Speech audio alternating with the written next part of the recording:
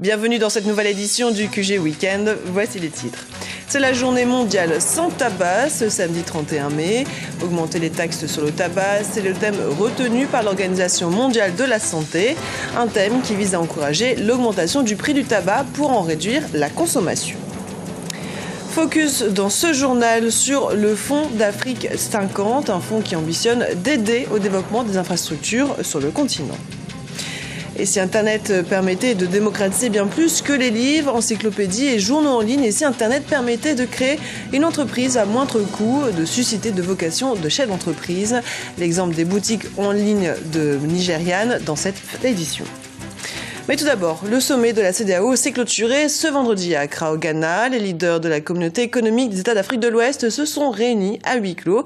Au cœur de leurs préoccupations, les exactions perpétrées par Boko Haram au Nigeria et les groupes armés du Nord Mali. Pour ce qui est du Mali, les chefs d'État ouest-africains ont exhorté les autorités à ouvrir au plus vite les négociations, à accélérer la mise en œuvre du dialogue inclusif prévu dans l'accord de Ouagadougou.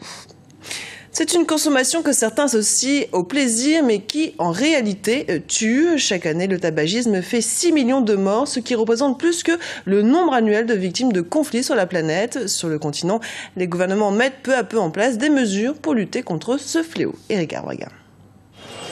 Selon l'Organisation mondiale de la santé, l'OMS, le tabac sera la principale cause des décès d'ici 2020 avec plus de 10 millions de victimes par an. Un fléau qui jusqu'à présent épargnait plus qu'ailleurs le continent africain. Mais aujourd'hui, la donne a changé. Face aux réglementations de plus en plus restrictives en Occident, les industriels du tabac se tournent vers les pays en développement, notamment en Afrique. Sur le terrain, les professionnels de la santé notent un accroissement régulier des maladies pulmonaires liées à la consommation de tabac. Il y a beaucoup de cas de maladies respiratoires et ces derniers temps, on assiste à une recrudescence, surtout des cancers du poumon. L'utilisation du tabac n'est pas très contrôlée. C'est vrai qu'il y a des textes, le pays a signé la convention cadre. Et jusqu'à présent, il y a des problèmes dans l'application. Les gouvernements africains sont pour une bonne part conscients du problème et de plus en plus de pays adoptent des législations relatives à la lutte contre le tabagisme. Le Sénégal est le dernier pays africain à avoir adopté une telle loi. Les publicités autour des produits sont interdites depuis le 14 mars 2014. Cette loi met également fin à la vente des cigarettes autour des écoles. Mais si ces mesures sont saluées par les Sénégalais, l'application effective de ces mesures laisse encore à désirer. Il faut saluer cette volonté politique de nos États. Maintenant, il faut aller plus loin, il faut essayer de traduire cette volonté politique sur le terrain, en essayant de veiller d'abord à l'application de cette loi-là, et ensuite à faire de l'éducation. Il faut éduquer surtout les communautés pour que cette communauté puisse comprendre le rôle néfaste du tabac dans la survenue des cancers et des maladies de façon générale. C'est qu'actuellement, il y a une enquête en cours, une enquête qui est commandée par le ministère de la Santé pour voir un peu l'impact du tabac. De son côté, l'OMS préconise une mesure simple mais qui a fait ses preuves dans le reste du monde, s'attaquer au tabagisme par le portefeuille en augmentant progressivement les taxes sur le tabac. Le thème de la Journée mondiale sans tabac 2014 met en avant la question des taxes. Dans le fond, c'est nécessaire. L'augmentation des taxes sur le tabac pourrait être favorable aux communautés et au gouvernement. Il s'agit d'un objectif gagnant-gagnant.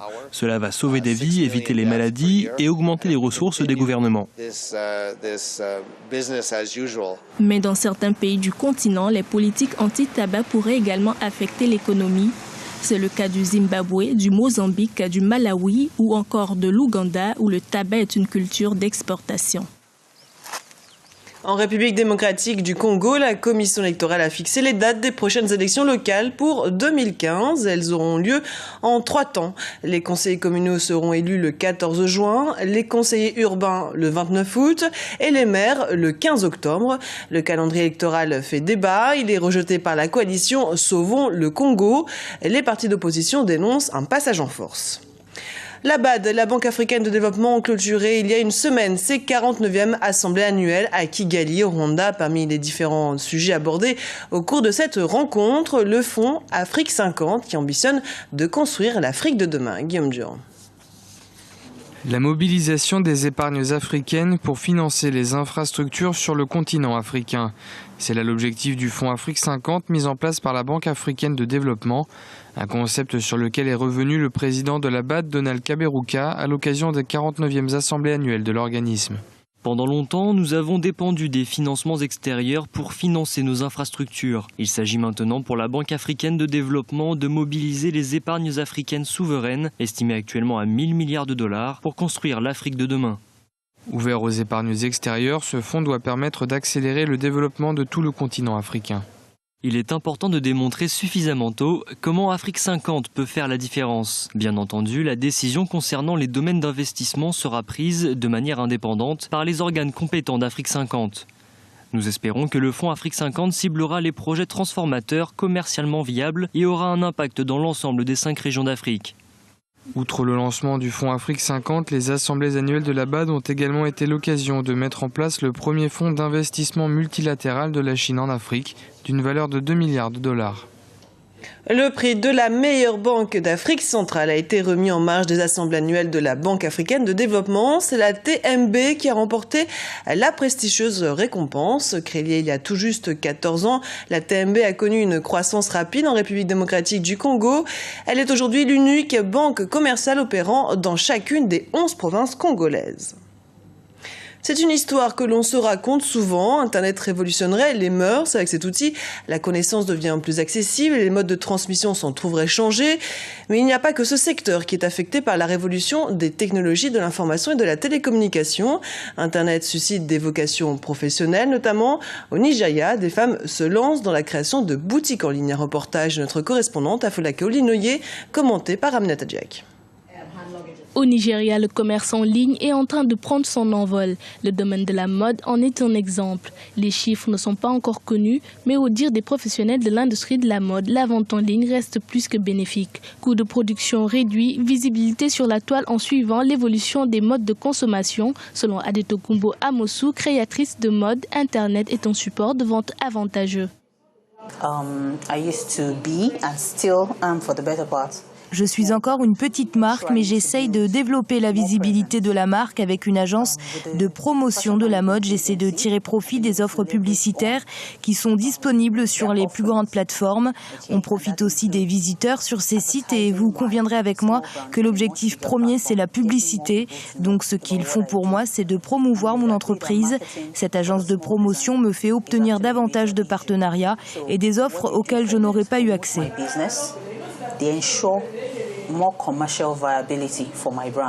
Le succès de la vente en ligne est récent au Nigeria. Auparavant, faire un choix rien que par un clic, payer de la même façon et se faire livrer à distance ne faisait pas partie des habitudes des consommateurs. Ils en avaient même peur. Mais le développement de la monétique et l'amélioration de la connectivité à l'Internet ont aujourd'hui quelque peu changé les choses. Ceux qui en profitent le plus sont les créateurs de mode. La vente en ligne est désormais un moyen pour les jeunes créateurs de mode entrepreneurs. Avec de petits moyens financiers, on parvient à dépasser les circuits traditionnels. Si vous démarrez votre marque de mode maintenant et que vous réfléchissez à la meilleure manière d'atteindre votre clientèle, Internet est le moyen le plus simple. De nos jours, Internet se démocratise. Il y a de moins en moins d'obstacles à la création d'un site Internet. Il est bien plus facile de mettre en place un site Internet que d'avoir un magasin. Il y a une différence de coût. Pour obtenir un magasin dans un bon emplacement, cela vous coûtera quelques millions de naira, alors que mettre en place une boutique en ligne vous coûtera quelques centaines de milliers de naira, et vous pourriez être en mesure d'atteindre la même cible de marché si vous le faites correctement. Avec le développement du e-commerce, la vitrine étant consultable de partout dans le monde, les couturiers et créateurs de mode présents sur la toile peuvent atteindre plus aisément les clients de la diaspora hors du continent. Ce journal a été préparé par l'ensemble de la rédaction. Merci pour votre fidélité. Dans un instant, une nouvelle édition du QG Weekend sur Africa 24.